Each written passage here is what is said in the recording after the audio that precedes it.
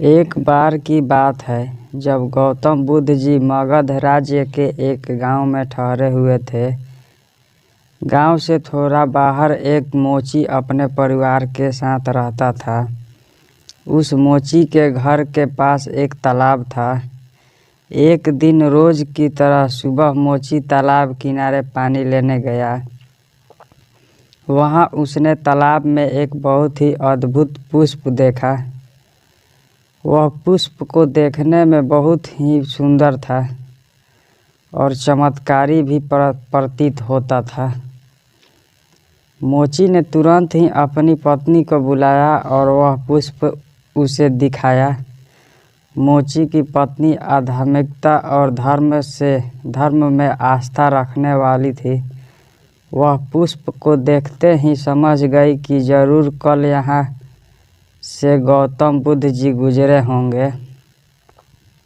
उन्हीं के प्रताप से यह पुष्प खिला है। पुष्प को चमत्कारिक मानकर मोची ने एक योजना बनाई।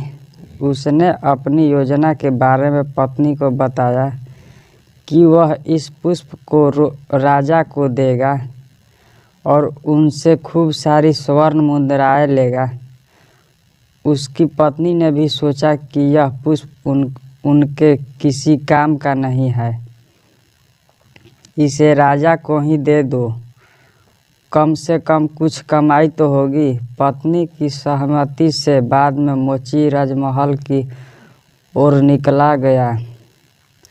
राजमहल के रास्ते में उसे एक व्यापारी मिलता है। मोची के हाथ में पुष्प देखकर वह रुक जाता है। वह मोची से पूछता है कि भाई, ये पुष्प लेकर कहाँ जा रहे हो? मोची कहता है कि मैं पुष्प लेकर राजा के पास जा रहा हूँ। इसे राजा को भेंट करके मैं राजा से मुँह मांगा इनाम लूँगा। व्यापारी ने मोची को प्रस्ताव दिया कि तुम ये पुष्प मुझे दे दो, बदले में मैं तुम्हें 100 स्वर्ण मुद्राएं दूंगा।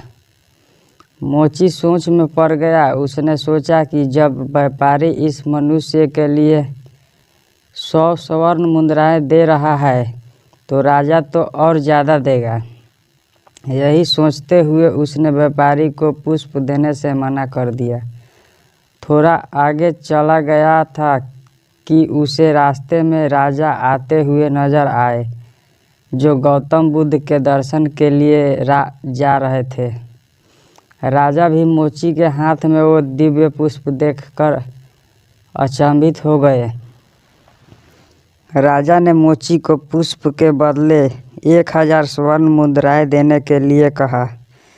यह सुनते ही मोची के मन में एक अजीब सी चेतना आई और वह राजा को पुष्प न देकर दौड़ता हुआ सीधे महात्मा बुद्ध के पास जा पहुंचा। महात्मा बुद्ध जी ने मोची को देखकर हैरत में पड़ गए। उन्होंने मोची से पूछा तो मोची ने उनसे सारी बात बताई।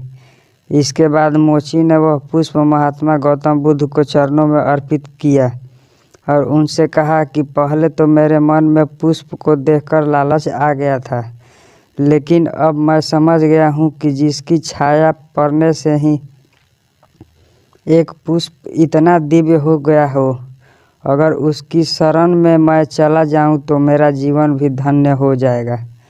इसके बाद वह आजीवन महात्मा गौतम बुद्ध का शिष्य बनकर रहा। आकर्षित करती है, लेकिन हमें उनके लालच में न फंसकर अपने ज्ञान का प्रयोग करके जीवन में सही राह को चुनना चाहिए।